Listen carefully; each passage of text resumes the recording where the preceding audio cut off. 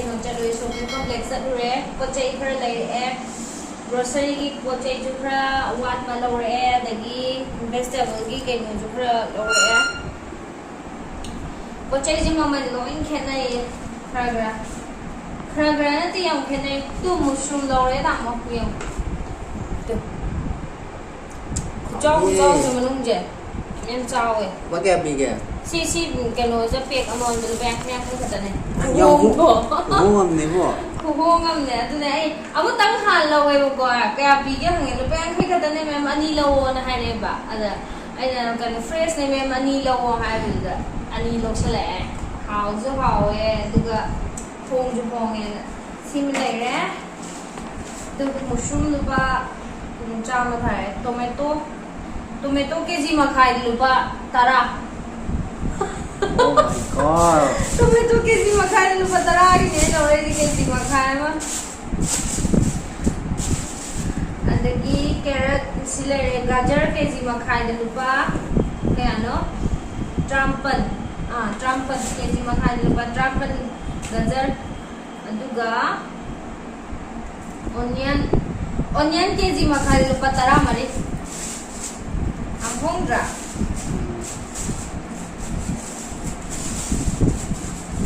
अदगी शिमला मिर्च ने लुपा 30 की शिमला मिर्च लौरे कहीं ग्राम 250 लौरे दुगा लसन चनम सिले चनम लुपा 13 की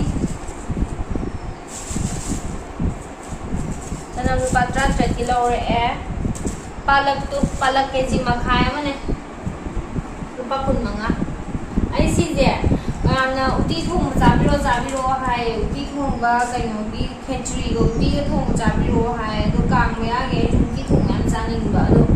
मपो मचै अप लैतेबा दो पालक थागा मरोय मपांग थीरुबने लेहौदे पालक थागा फदिगोंग तौरगा थोंग आगे धनिया पत्ता से kg मखाय लुपा 20 खुजाओ ने तो मपुंजे लुपा 20 ने अदे अदरक सिलेरे लुपा 10 की कोइनो कइनोदा सिंजे कइन बवा लुपा 10 खक पीजिबो याम होंगन रोदे अस तो वैसे बैंगन लुपा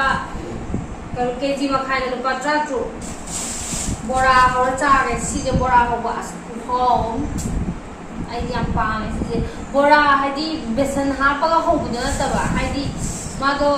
का एदना गनो दरगा स्लाइस ता थाना अदुगा कई मरु मरांग तैरेदना अदुगा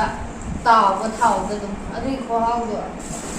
सिगी कइनो दे कागा आई कइनो तरो चाबदो अदुई हाचरके मैंगो याम होंगे मैंगो दी खुहोंग अमने kg 2 लुपा 50 तु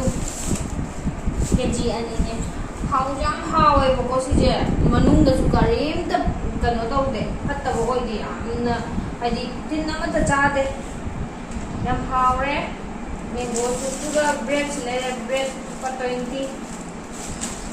सिलोरे वेजिटेबल की अदुगा करी पत्ता सी जिदी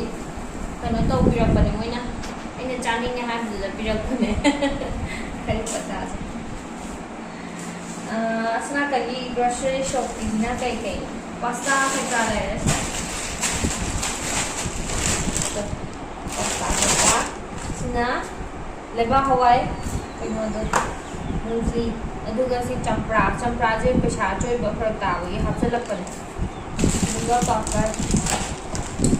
सिलेरे मैम आई कइनो तौरके कांग मयानिना हुजी